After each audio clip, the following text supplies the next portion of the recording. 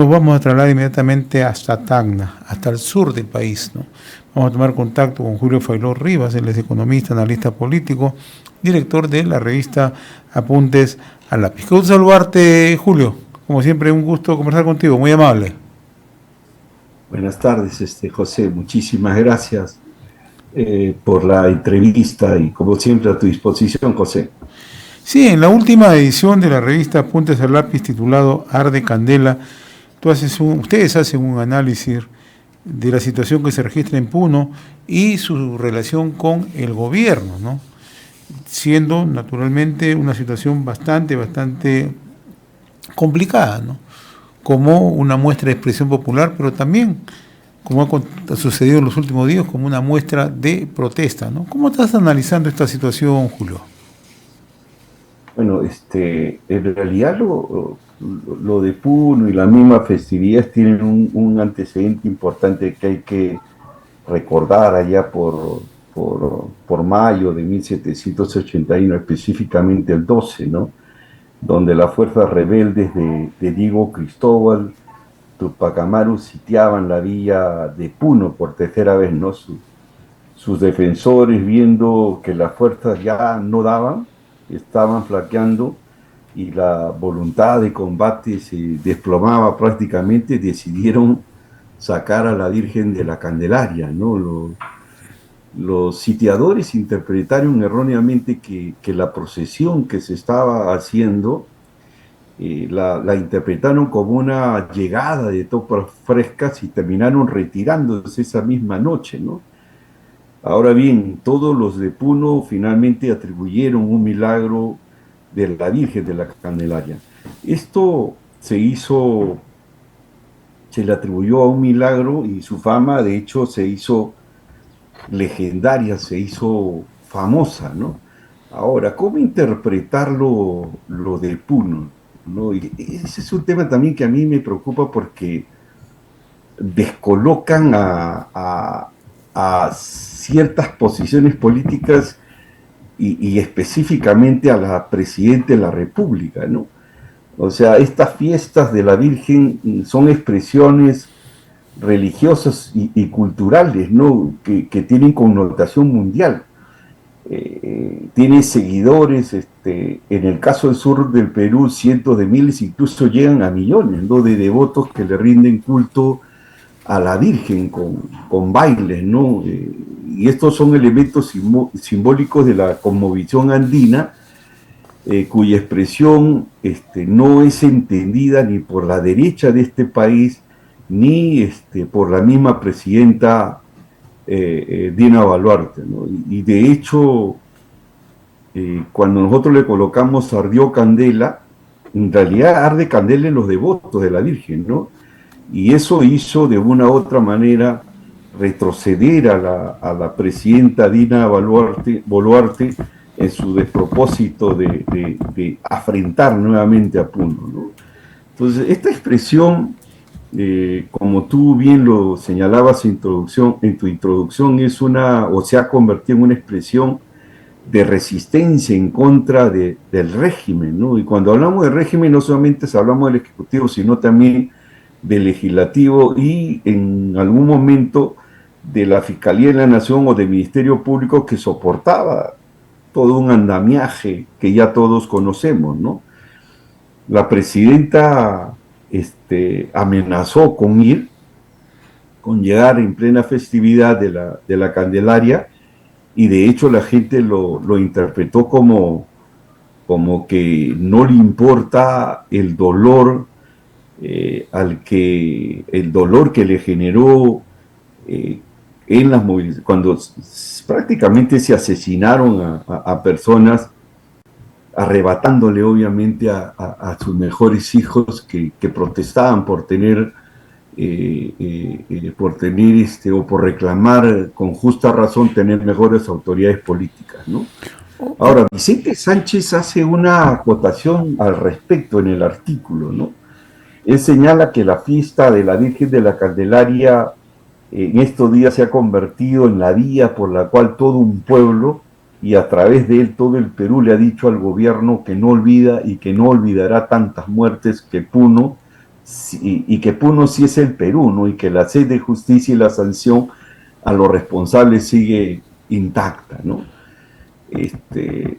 Yo tengo la impresión, y acá es importante también, yo rescato una frase de Liudomir Fernández, seguramente tú lo Sí, conoces, un periodista del diario La República. periodista de la República. Él señala en uno de sus tweets que la festividad de la Candelaria son bailes en honor a la Virgen y son una forma como los aymaras y los quechuas están exigiendo justicia por el asesinato de decenas de peruanos.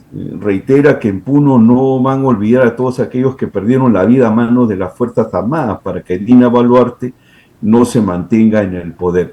Y Luis Espejo en un artículo también lo señala de manera muy interesante, remata señalando que la aristocracia centralista y las clases políticas que están en declive miran con una lejanía extraordinaria, ¿no? Y hasta con cierto desprecio, ¿no? Julio, En los orígenes mismos, ¿no? Julio, en las circunstancias que se está viviendo en el país, ¿no? Sobre todo en Sierra Sur, de manera muy puntual en Puno, podemos explicar que esta fiesta tradicional, esta festividad religiosa, hoy se ha convertido en una expresión de resistencia contra el gobierno. Creo que este año estamos asistiendo a una celebración que tiene esa connotación entre lo mágico religioso y en una también manifestación de resistencia. Mira, yo creo que el gobierno ha asusado eso, ¿no? Yo creo que esto se venía como que calmando, no resolviéndose definitivamente, pero calmando. Yo creo que el gobierno con su torpeza y con su estrategia de querer hacer que la gente se olvide, comete este error luego de haber ¿cómo se llama? Cometido el primer error de ir a Ayacucho, tirar caramelos. La gente lo ubica como una afrenta, como una ofensa, como una burla. Y esto obviamente enciende pasiones, ¿no? Entonces, yo creo que ahí hay un poco de entendimiento que ha hecho que efectivamente estas festividades que son tan importantes, que tienen una connotación religiosa, ojo, estamos hablando también de los muertos, le da esa connotación y finalmente la Candelaria se convierte en una fiesta donde la gente de Puno y el sur del Perú le da una connotación de resistencia, no solamente contra el gobierno, sino contra el régimen y contra todo aquello que atenta contra ellos, ¿no? Y que de una u otra manera han tenido o han estado involucrados en los asesinatos. Yo creo que ahí, si el Congreso hubiera sido inteligente, hubiera, ¿cómo se llama? Hubiera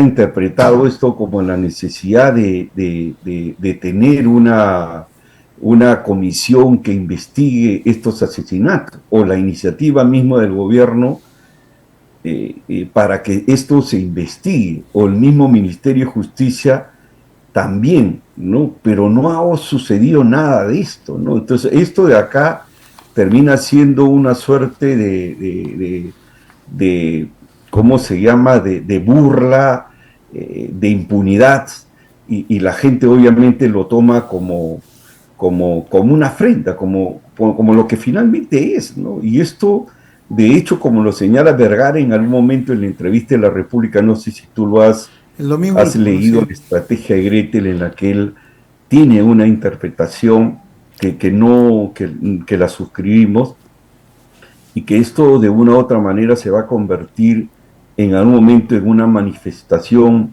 digamos, de voto en contra de aquellos que ellos los ubican como sus enemigos, ¿no? Como los que no han sido capaces de dar justicia para sus muertos, ¿no? Julio, y ahora mirando cómo se presenta la situación, hace unos días conversaban acá en RCR con el presidente de la Cámara de Comercio de Puno, ¿no?